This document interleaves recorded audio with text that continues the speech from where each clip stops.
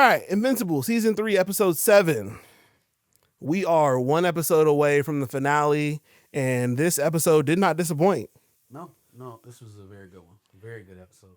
So obviously, we seen the end scene from was that last episode, where Angstrom had multiple Invincibles from other dimensions, and so now we're seeing the result of that.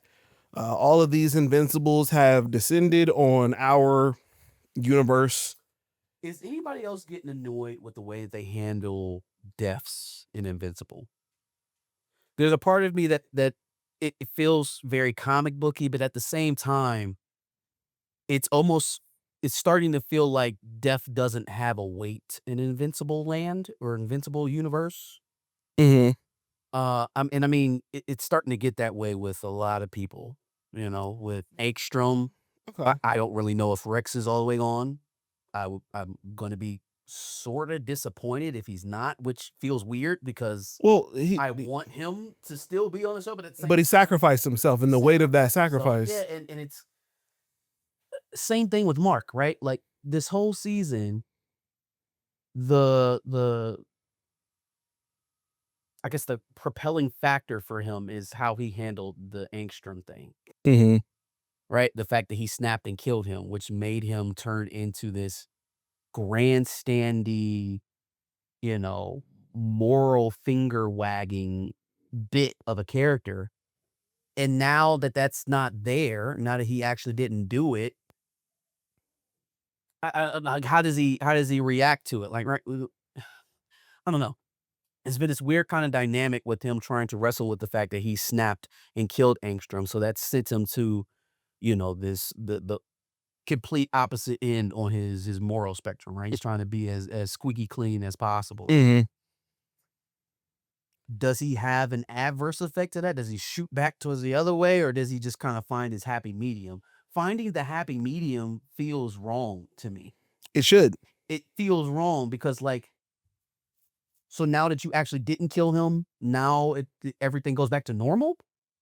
It's just it was we were way off course, or at least we were too heavy-handed with it to begin with. Mm-hmm.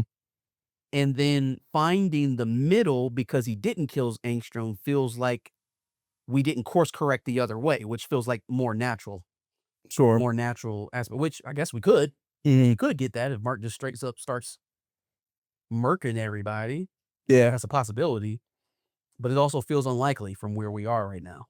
Sure. So it almost feels like that whole, no, he has to go to jail.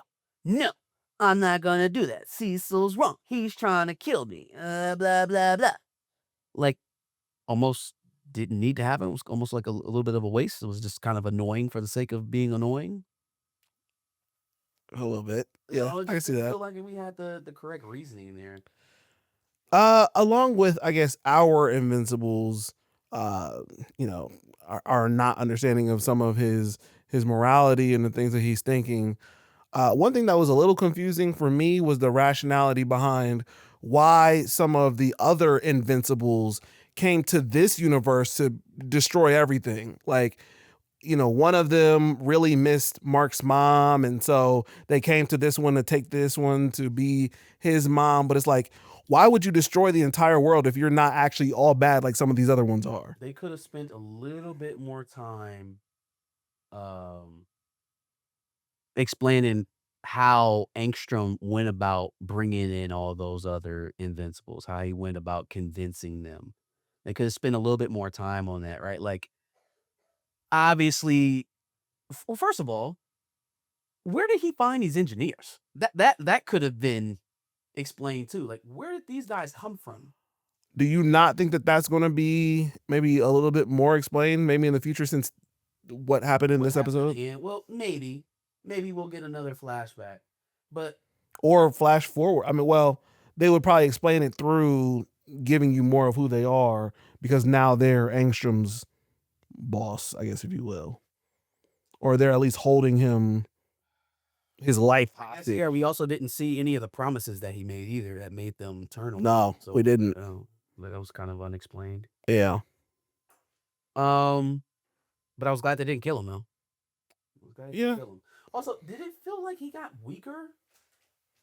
It felt like when it came to the fight was just him throwing drones at Which was Invincible. dumb, right? And then also even the way that he used the portals this time seemed super less effective. It felt so much less effective this go round than what it did their first fight. Like Well, it felt like he fought Invincible through portals. right, but also in that, think about that. Mhm. It didn't feel like there was a way for Invincible to stop himself from going through the portals. Right. And in this way, he kind of went to the way of anchoring himself from not going backwards through them. Mm-hmm. How would that have stopped him from getting one coming directly in his face? Which we saw that a couple times and what's it call it in the first fight that they had when he was protecting Debbie. He was like, okay, only thing I need to make you do is get your forward momentum going forward and then have you go into the portal. Everything was about making him fall backward into the portal. Even when you were talking about with the devices, it was, Mm-hmm. yeah, let me keep trying to just like sheer force against Invincible, which would seem like the least successful route to take, which is brute force directly against them. Which means he took a step Yeah, backwards, he took the least successful route to get there. but mentally, like Yeah. you were a genius. Like, why would this be your plan of attack? Especially when you had all the time, because you're taking this from the element of surprise. Therefore, you have all the time in the world to actually fully plan this out. And then that kind of extends to the overarching theme of his what his aim was to do by bringing the Invincibles to this earth. Like, yeah, let's make them hate him. Well, the minute they see that there are like 20 of you, they know that you are not him. So how is that doing the work of making them hate him until they actually start hating him for the reasons that Angstrom intended? Again, which make no sense. If it wasn't for Powerplex, they probably wouldn't even hated him like The that. only well, no, Powerplex was the one can't to. blame it on Powerplex because Powerplex literally only spoke. He just talked, Oh yeah, no, that's true. right? Like That's all of those feelings that were there with the other superheroes, which okay, I can't keep jumping to things that I didn't like about this episode, but we'll get there. because you did like some things. I did like something. You wouldn't hate this episode. It was really good. It was just some things that didn't really make sense, No, sure. which was Angstrom's overarching theme, the way that Angstrom was fighting Mark. Um, even when they got to the point of Powerplex, oh, it's all his fault. Well, no, it's not. Like you're every bit as irrational now as you were an episode ago. Mhm. Like none of this is his fault. He killed Angstrom.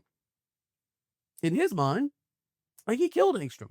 Mhm. So there really shouldn't be any of that.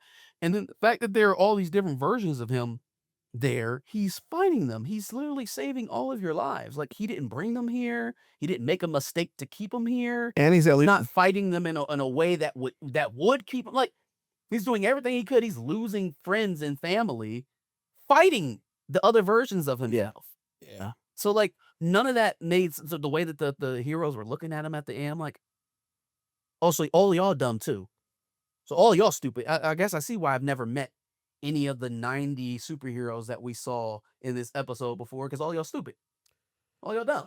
You know, I feel like this is a situation where the entire arc of the multiversal war of Marks was probably a bigger comic book thing, and then they had to condense into it. an episode. Maybe that's what it was. Because when we listen to like very end of the episode, we listened to the newscaster go over it, and he's like, why did they all look like Invincible? I'm like, no, come on, man. If comic books exist here, right? If what's the guy's Seance dogs. Seance dog exists, then there's probably the concept of a multiverse exists, even to normal people. Sure. So this idea, like y'all see portal opening up and you see other versions of Mark coming through. Why did they look like Invincible? It just didn't feel like very smart writing at that point. But then at that You're point, it asking me a also. lot as a viewer to like suspend my brain for a minute. But at that point, it also probably explains Angstrom's lack of planning, as well as us not seeing what he said to some of them, and More so, it felt like the explanation just kind of fit what the premise was to start. So the answers ended up fitting because they needed to fit as Yeah. opposed to it making sense. Right. know? Right. Which would be condensing this whole thing down Down to for one episode. Yeah, just that part of it I didn't like. But the scenes, oh my god. scenes are Oh fire. my goodness. Mm-hmm. Um, I was waiting for a certain something to happen with Oliver that didn't, which lends credence to some of the arguments that I was getting when I was trying to say that Oliver might end up being stronger than Mark.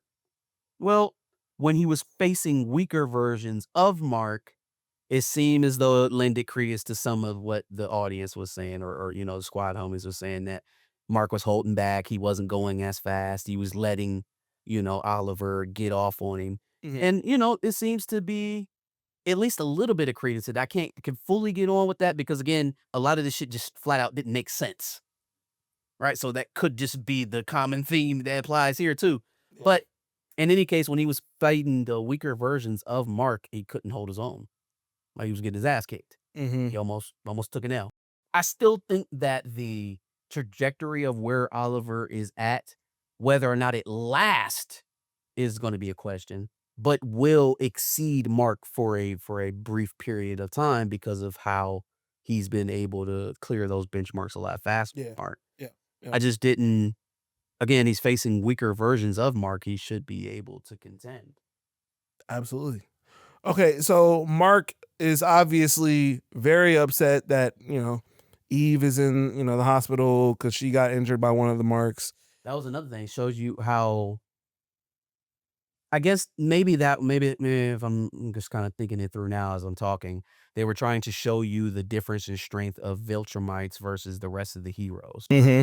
even weaker Viltrumites than Mark, Yeah. because Eve very rarely is put into a position of running or being permanently defensive, Mm-hmm. right? Like all of her moves that we saw in that fight with the other marks were defensive moves. She couldn't get offensive. She couldn't get her footing to go on the offensive Yeah. at any point, right? She was literally blocking her way through the fight the entire time. And we've seen her fight. We've seen her. And what it really makes me think of? What would have happened if she would have fully engaged with Nolan? He probably would have killed her. He probably would have killed her. Yeah, And probably. I always thought that. I was like, well, is Eve strong enough to actually fight Mark? Because she wasn't in that other universe. And also, why not? She has reality warping powers. Mm-hmm. So why isn't she strong enough? She's also in that space where we were kind of talking about with Angstrom, like he wasn't really using his powers in a very creative way. It was this very block, block, block, block, block, block, block, cover you up, block, block, block, block, cover you up, block you up, block, block. She did send two of them through a building by like pushing them into the building, but that was about it. Again, her powers are reality warping. She's not a Green Lantern. Mm-hmm. And so when she gets into these fights where she starts to be overmatched with the brute force of it all, she doesn't use her mind. She literally stops thinking and just starts becoming a Green Lantern, which is kind of pisses me off. Mm-hmm. She can heal herself. We saw her heal herself a couple times throughout the Mm-hmm. series. Mm-hmm. She can create structures out of nothing. Yep. So then, like, blow up their limbs or something, or like, I don't know, like, stick them into the concrete permanently, make them change their molecular structure to make them weaker. I don't know, but like this thing of just blue shield. I mean, pink shield, pink shield, pink shield, pink shield, pink shield. Pink blanket. Like, it's kind of lackluster for a character of her power set. Yeah. She's Kid Omega. She's not Green Lantern. Mm-hmm. I want to see more Kid Omega and less Green Lantern because I don't give a fuck how strong you are. Nobody's dealing with Quentin Quire that way. So let's Get it together. Yeah, let's get back to that. So the reason I brought, her up is because that led to a scene of Mark and Cecil kind of going back and forth and him still not being on Cecil's side. And so even through all of this, he still relented. He relented at the very, very end. He relented. He understands. I think he gets it. I think he's getting off of where they were in the beginning. Again, It would make more sense to me if they took more time with it in the beginning. The whole and it would also make more sense to me if Angstrom actually died, but still, if they took more care with it in the beginning arcs with him and this whole, "No, you gotta go to jail. No, I'm not working with Cecil, he's a bad guy. Right is right, wrong is wrong. You kill people, that's wrong." It's like, let's, let's progress it a little bit further in the onset so that by the time that we get to where we are now, the fall back to normal doesn't feel so unearned, Mm-hmm. you know? It's like he spent this entire season inaccurately gauging the morality of all of these situations, and now that he feels like he didn't kill Angstrom, he's able to relieve himself of all that. It's like, "Oh, no, Yeah. those aren't the No. I don't feel like maybe we learned the right lessons, but we didn't get there correctly." No.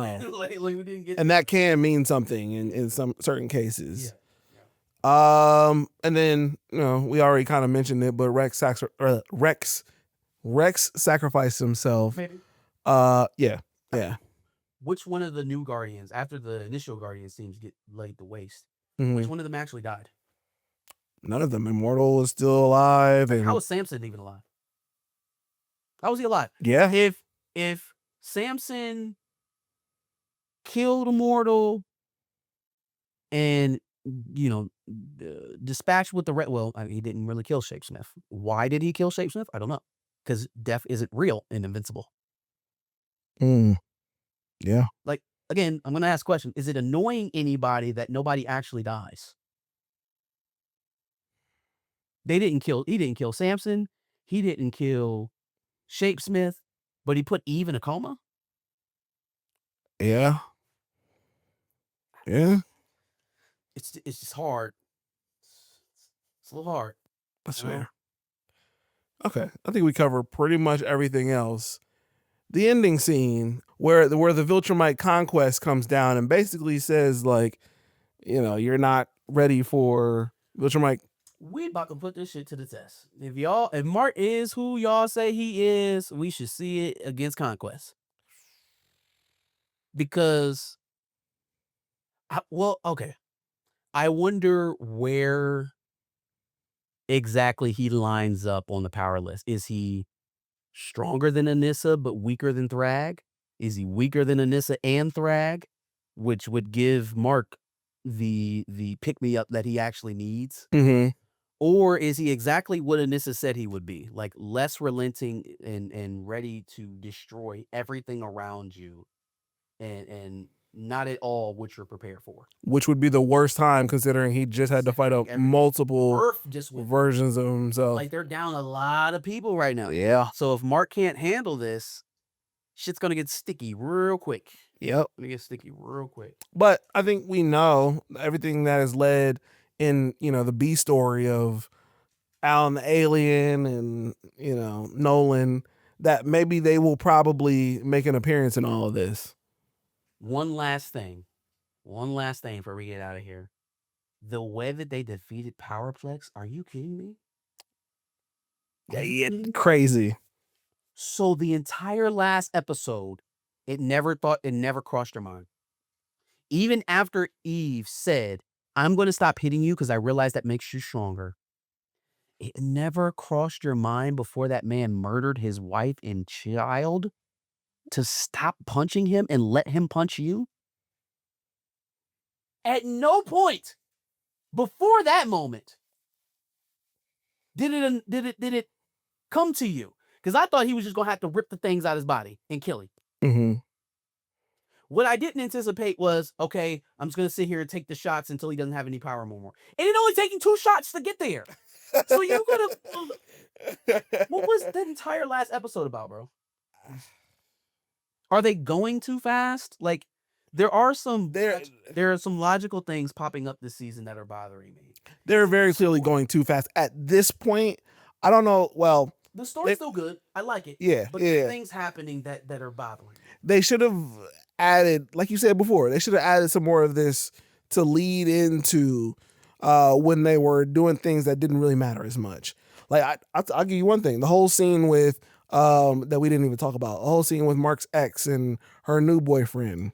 I said early on in the season that better not amount to nothing. We're very closely approaching that part of wasteless filler. It's just wasteful filler. Like they could have used. I just think they could have used some of that time to scrap that and then add more into this end scene, so we understand a little bit more of, what we ended up seeing in episodes 6, 7, and 8.